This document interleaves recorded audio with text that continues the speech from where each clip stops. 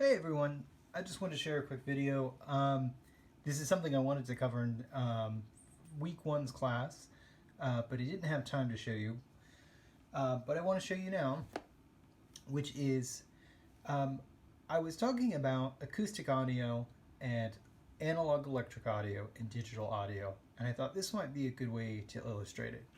So as we went over, I explained that acoustic audio is air pressure waves moving throughout the air.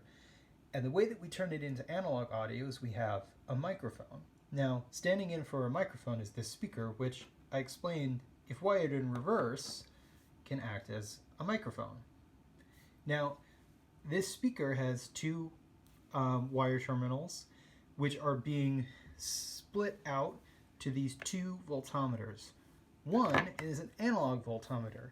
It measures continuous changes along the voltage with this needle. One is a digital voltmeter.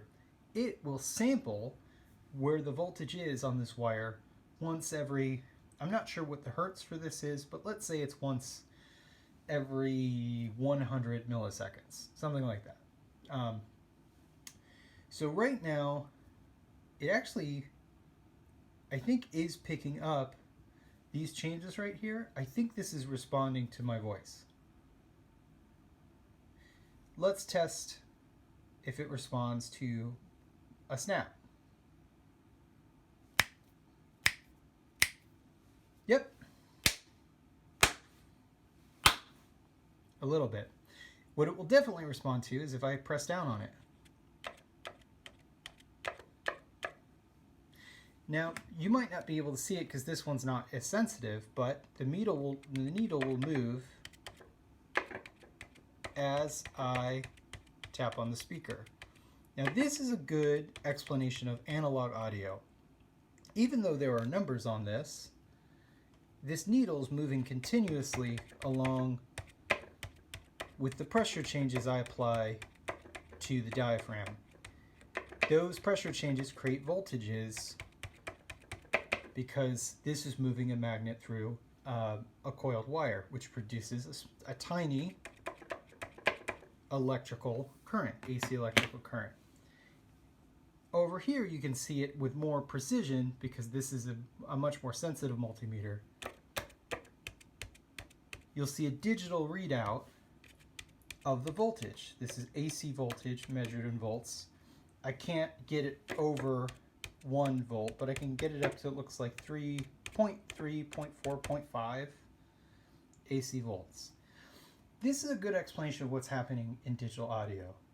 Over time, it's sampling the voltage on this wire, whereas this is continuously throughout time. Analog, digital, but basically the same thing. I'm converting physical phenomenon to electrical phenomenon. And if we were to save every one of these readings, say in a long file, we could use that as an audio file. We'll talk more about that next week. Thanks. Okay, so the last video, I explained how a microphone can take physical acoustic sound and convert it to electrical voltage. But I wanted to show you that this speaker can work as intended as a speaker, the reverse of a microphone, where you take electrical voltage and produce sound. And usually we would do this by having an audio source, like a recording, and then an audio amplifier, which would convert that audio to electrical signals out to the speaker. But we can build something as simple as this. Really, this is just a 9-volt battery, 2 leads connected to the terminals on the speaker. When it's disconnected, the voltage will be at 0. When I connect this contact point here to the battery terminal, it will be at 9 volts.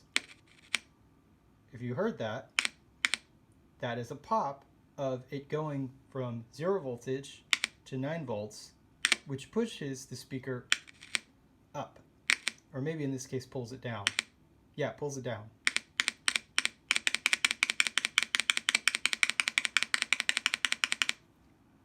All you need to produce sound. Making voltage changes sending it to the speaker, and we have sound. All right, in this experiment, I've added one more element to my circuit, which is this wood plane here, which is just corrugated metal, where there's some metal and then some gaps between the metal. And because it's metal, it can be a conductor, be part of a wire. And with that, as I scrape this lead across it, it will go from being on and off to the speaker. So when it connects to metal, it'll be 9 volts, and when it's not connected, it'll be 0 volts.